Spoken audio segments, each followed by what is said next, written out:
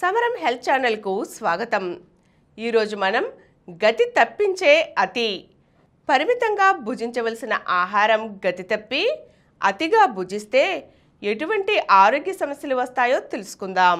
శరీరం ఆరోగ్యంగా ఉండాలన్నా, అవసరమైన శక్తిని పొందాలన్నా పోషక విలువలు కలిగిన సమతుల ఆహారాన్ని క్రమంగా తీసుకుంటూ ఉండాలి. చాలామంది పోషకాహారం తీసుకున్నప్పటికీ ఎంత మొత్తంలో తీసుకోవాలన్న అంశంపై అవగాహన లేకపోవడంతో ఫలితాలు భిన్నంగా వస్తుంటాయి. ముఖ్యంగా యువతలో అడ్డు అదుపు లేని భోజన అలవాట్లు ఆందోళన కలిగిస్తున్నాయి. అవసరానికి మించి తినే తిండి అనర్థాలకు కారణమవుతోంది. చాలామంది ఖాళీగా ఉంటే చాలు ఏదో ఒకటి తినాలనిపిస్తుంది. దీంతో నిజానికి ఆకలి కాకున్నా, శరీరం కోరకున్నా తినేస్తుంటారు. ఇది లేనిపోని సమస్యలను సృష్టిస్తుంది. మనం తినాలా వద్దా అనే విషయాన్ని శరీరం చెప్పేస్తుంది. ఆకలి అయినప్పుడు, ఆహారం అవసరం లేనప్పుడు కూడా శరీరం కొన్ని సంకేతాలు పంపిస్తుంది.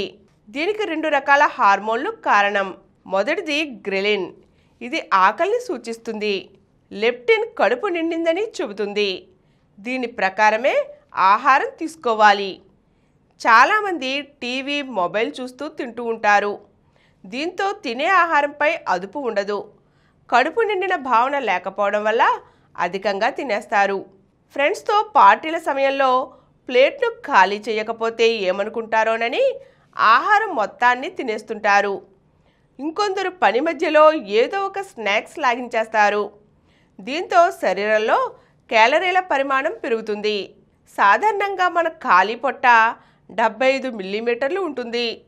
ఇది 950 మిల్లీమీటర్ల పదార్థాలను ఇముడ్చుకోగలుగుతుంది. ఒకేసారి ఎక్కువ తింటే జీర్ణ వ్యవస్థపై తీవ్ర ప్రభావం పడుతుంది. మీరు తిన్న తర్వాత కూడా ఆహ్లాదంగా ఉండాలి. కానీ అలసటగా ఉన్నారంటే మీరు ఆ రోజు ఎక్కువ లాగించేశారని అర్థం. ముఖ్యంగా హై ప్రాసెస్డ్ ఫుడ్ తిన్నప్పుడు రక్తంలో చక్కెర స్థాయిలు ఒక్కసారిగా పెరిగి తిరిగి తగ్గుతాయి. దీనివల్ల అలసట, చికాకు కలుగుతాయి.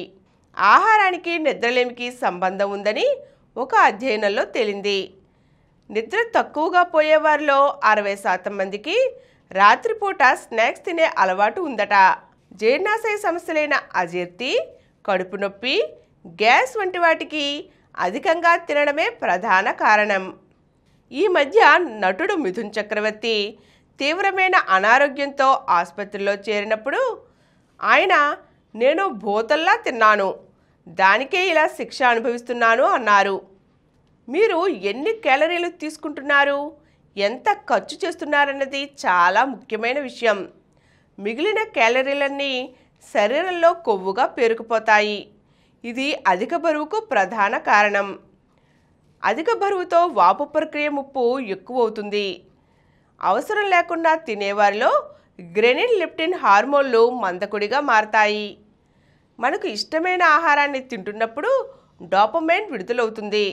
ఇది మనకు మంచి అనుభూతిని ఇస్తుంది. కానీ శరీరంపై మాత్రం తీవ్ర దుష్ప్రభావాలను చూపుతుంది. అధికంగా తింటే శరీరంలోని చక్కెర స్థాయిలపై ప్రభావం పడుతుంది.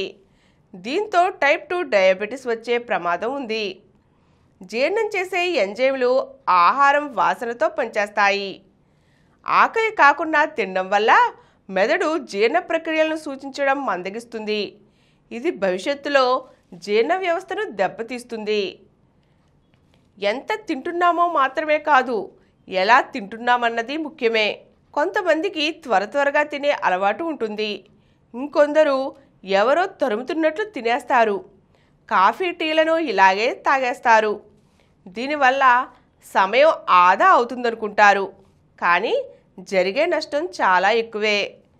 వేగంగా తినేవారిలో చెడు కొలెస్ట్రాల్ పెరుగుతుంది. దీనివల్ల గుండె సంబంధిత సమస్యలు వస్తాయి. గాబరాగా తినడం మనసుపైన ప్రభావం చూపుతుంది. ఆందోళన పెరుగుతుంది. సరిగ్గా నమలకుండా తినడం వల్ల జీర్ణ సమస్యలు వస్తాయి. గ్యాస్, అజీర్తి, మలబద్ధకం వంటి సమస్యలకు ఇదే ప్రధాన కారణం. ఆహారాన్ని ఆస్వాదిస్తూ తినాలి. బాగుంది కదా అని ఎక్కువ తినడం, తొందరగా తినడం రెండూ మంచిది కాదు. భోజనంలో ప్రోటీన్, ఆరోగ్యకరమైన కొవ్వులతో పాటు పీచు పదార్థాలు సమపాలలో ఉండేలా జాగ్రత్త తీసుకోవాలి. దీనివల్ల తక్కువ తింటాం, జీర్ణక్రియ మెరుగవుతుంది. ఆల్కహాల్ అలవాటు ఉన్నవారు కూడా ఎక్కువ ఆహారాన్ని తీసుకుంటారు. ఆహారం తినే సమయంలో కొంతమంది కూల్ డ్రింకులు తాగుతుంటారు. దీనివల్ల తినే మోతాదు కూడా పెరుగుతుంది.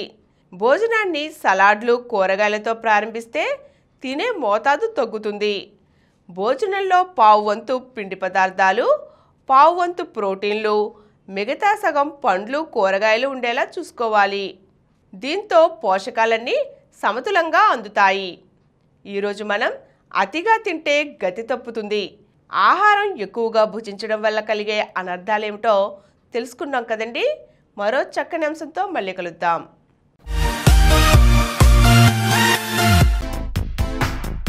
ఈ కార్యక్రమం మీకు ఎంతో నచ్చింది కదా.